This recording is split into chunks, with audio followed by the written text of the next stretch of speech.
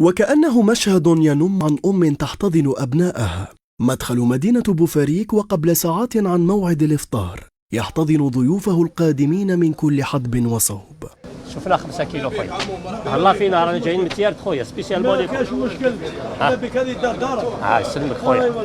محمد درب عائلة قطع أكثر من 300 كيلومتر لا لشيء إلا لإهداء قطع من هذه الزلابية إلى والدته القاطنة بتيزي وزو إكراما لها والشهر الكريم.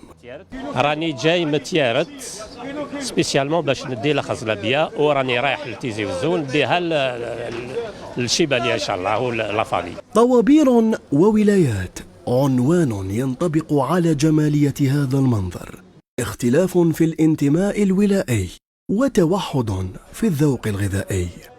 يا خويا احنا جينا من الغرب، وبوفاريك هذه يا خويا راهي مشهوره بالزلابيه، وش غادي نقول لك يا خويا، الماتريكول من كل بلاد راهم هنا الماتريكول يا خويا.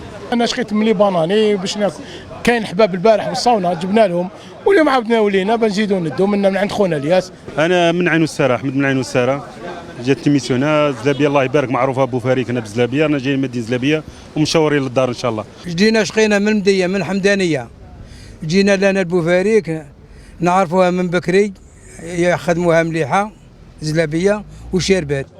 أما عن التجار فلا جديد يذكر عندهم، أسعار ثابتة حسبهم وزبائن تخطوا حدود الوطن.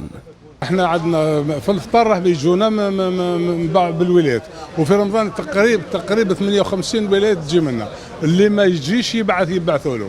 احنا حميدو حتى للخارج، فرنسا، الانجليز، اسبانيا. 58 ولايه راهي تدخل لهنا على الزلابيه والشربات. بوفاريك مع منطقه سياحيه معروفه بزلابيه وشربات وكذا، ماشي سلمون في رمضان، اسمها لا توتاني. بوفاريك وبتنوع حلوياتها لمت شمل الجزائريين ومن كل ربوع الوطن.